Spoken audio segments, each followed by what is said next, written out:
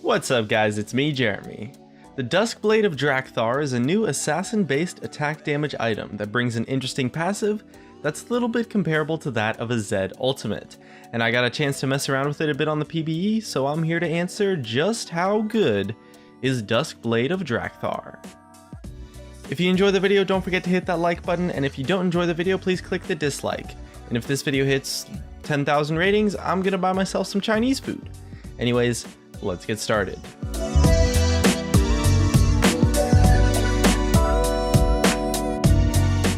So the Duskblade of Draktharr is a new item that, at the time of making this video, costs 3250 gold and gives 75 attack damage, 5% movement speed, 10 flat armor pen, and the unique passive of basic attacks on an enemy champion apply Nightfall on a 2-minute cooldown, where the Nightfall effect is that after 2 seconds deal physical damage equal to 90 plus 25% of the target's missing health, and if you get a killer assist on the target before Nightfall ends, the cooldown is refunded, building out of a serrated dirk from 2 longswords and a BF sword.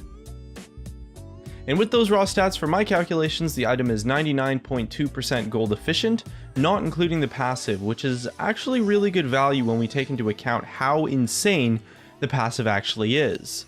The passive is essentially an attack damage version of DFG in the form of some kind of like a mini Zed ultimate. It gives any AD champion that builds this item insane burst on any squishy target, but because of the percent health scaling, it also gives you the power to burst down tanks that was pretty much non-existent before due to the changes to Last Whisper. That's probably the general design idea with this item, to be like an assassin replacement for the old Last Whisper maybe, but I have to be honest here and say that I'm not entirely sure that I agree with the design of this item. It's essentially an attack damage Deathfire Grass, but better honestly, especially versus tanks, and DFG was removed from the game for being unhealthy design. I mean, I can kind of see the design of wanting an item that makes assassins better versus tanks, and it's probably being made as a way to improve the itemization of AD assassins and AD casters, which you do have to admit is actually a little bit lacking compared to some of the other roles, especially when it comes to killing tanks. However, burst damage is a very risky form of design when it comes to anything in League of Legends, as the past has shown, and that's essentially what this item brings to the table straight up. On any attack damage champion, not just assassins, it brings a really ridiculous amount of burst to their kit. The AD champion of choice that I personally chose to test this out with was Jarvan, just because I enjoy playing him, I guess, and when playing him in a solo lane he has a decent amount of burst, and one of my games specifically really showed just how much burst this item really can bring to the table. I'll start playing the clip now, but as you can see, I'm super far behind. I started this game out 0-4, and actually I didn't hit level 6 until about 11 minutes into the game. And there's no doubt that I got dumpstered in lane in this game. I played badly, and I got punished, and it was no one's fault but mine. And although I was able to pick up a couple kills from the roams after, my CS, I mean, just look at it, it's abysmal. But I'm still able to jump in and completely one-shot the enemy AD carry. And not only do I jump in and one-shot them, I jump into an ambitious fight that is pretty much 1 vs 3 or 1 vs 4 even, and I miss my EQ combo, so I don't actually get my knockup, and they still die almost instantly.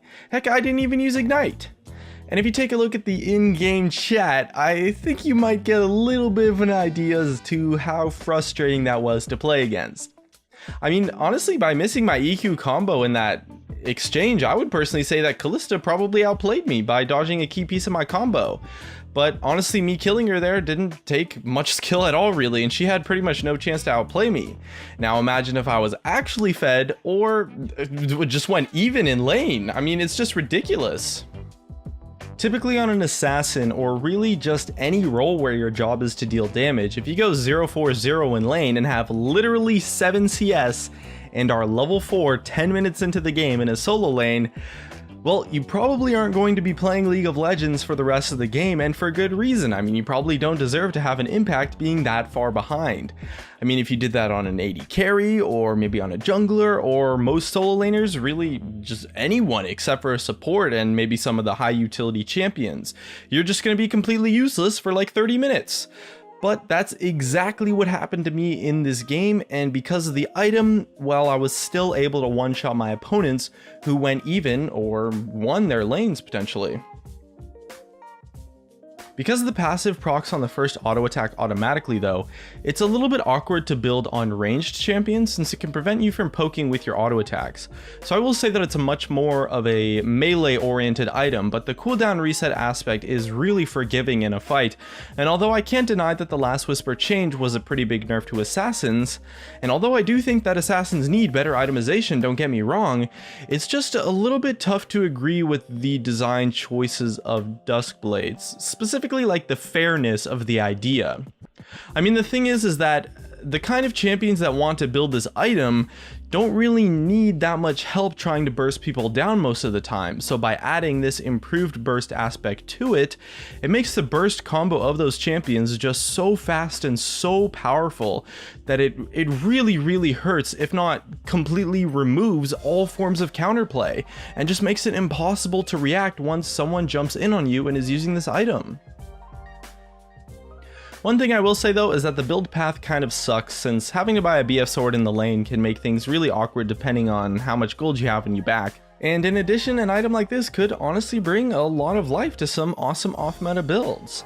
As well, there's a lot of potential to accidentally waste the passive by auto-attacking a champion out of like habit, I guess, to try and poke them down, but at least in the time that I played it, the item honestly just seems really strong. But the strength of the item, it's not what's important, because, I mean, it can get nerfed, there's a balance patch every 2 weeks, things can get toned down. Rather, my main concern is that the item is just unfair. To be honest, when it was removed, Deathfire Grasp was strong, but it wasn't really overpowered, it didn't define the meta, and it was only being built on a few select champions like Ahri, Veigar, and Annie. But they still removed it because the item was unfair to anyone playing on the receiving end, whether they were squishy or tanky. And at least in its current state, Duskblade of Draktharr is an item that not only has a similar design, but I would see it completely dominating the meta.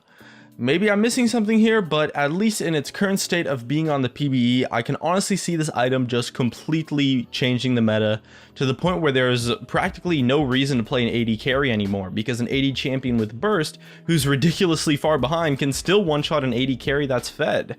Or at the very least, people will play AD carries that have burst damage and build this item on them. But, you know, now that I think about it, that could be fun, I guess. Or at least it might be for a short amount of time, just seeing the meta completely turn its head for a week or two until this item gets nerfed. You know, people playing like Double Bruiser in the bot lane and some other crazy strats, who knows? I mean, honestly, a boatload of champions can make use of this item, not just a select few like what happened with Juggernauts or Cinderhulk. But I'm really cautious for how it's going to play out on the live server, and in the meantime, I'll be practicing my solo lane AD Jarvan just to be safe. And that's just about it. Here are some of my favorite comments from a previous video where I asked what your favorite change from patch 6.2 was. For a chance to be featured in a future video, leave a comment about what you think about Duskblade of Draktharr. Thanks for watching, and I'll see you guys next time.